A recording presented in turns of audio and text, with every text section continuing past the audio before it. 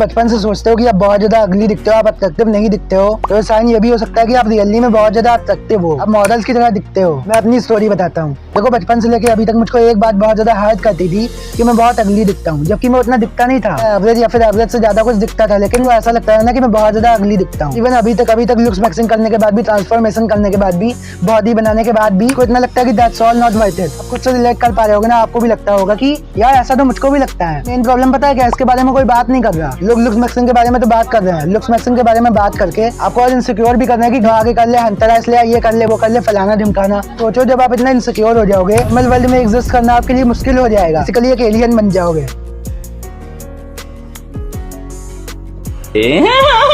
आप रोड में लोगों का फेस देखते हुए चलोगे। मेरी भी सेम प्रॉब्लम थी 4 साल से लेके अभी तक। मैं रोड पे लोगों का फेस देखते हुए चलता था कि इसकी हंतरा ऐसा है कि नहीं, इसकी जॉ है कि नहीं। तो लोगों को देखता था कि यार मेरा तो बहुत खराब है, भले ही दूसरे का फेस खराब हो, लेकिन खुद को उसके सामने खराब सोचूंगा कि यार मैं तो अट्रैक्टिव नहीं दिखता। और मैं छोटी छोटी चीजें एनालिसिस करते हुए चलता था। रोज जो भी बात करते थे, मैं उनका फेस देख रहा हूँ कि यार इसकी तो हंतरा ऐसे। इतना सब कुछ पता है किस लिए होता है, बिकॉज मैं बचपन से ये सुनते हुए बड़ा हुआ था कि यार तू तो कुछ नहीं कर सकता, तू तो बहुत खराब दिखता है, तेरे तो अच्छे मार्क्स नहीं आते स्कूल में, अब तू कुछ भी नहीं कर सकता, तू नालायक है, तू निकम्मा। आप भी यही सुनते हुए बड़े हुए होगे। इंडियन हाउस होल्ड में यही होता है। जितना भी गम है ना आपकी लाइफ में आज तक, चाहे आप सोचते हो कि कोई मेरी गर्लफ्रेंड नहीं बनेगी, कोई लड़की मुझको भाव नहीं देगी, कोई मुझसे दोस्ती नहीं करेगा, वो सब चाइल्डहुड ट्रॉमा से ही आता है। आपने नॉर्मली मार खा ली होगी बचपन में, या फिर टीचर से सुन लिया होगा कि तू किसी काम का नहीं है, तू नालायक है, तेरे ग्रेड्स नहीं आ सकता, तो तू कुछ भी नहीं कर सकता। लेकिन मैंने ना एक्सट्रीम वाला झेला है बचपन में। जैसे बचपन में आपको किसी ने बोल दिया, किसी ने आपको सुअर बोल दिया कि यार तू तो सुअर है, तो आपको ना बड़े होने तक अभी तक सुअर को लेकर इनसिक्योरिटी फील होगी, आपको देखते ना एंजाइटी फील होगी, टेंशन फील होगी दिमाग। टीचर ने बोल दिया कि तेरे तो अच्छे मार्क्स नहीं आते, तू कुछ भी नहीं कर सकता। किसी ने बोल दिया कि तू तो किसी काम का नहीं है। सब होता है चाइल्डहुड ट्रॉमा। देखो प्रॉब्लम यहाँ ये आ जाती है कि आप इसको सच मानने लगते हो।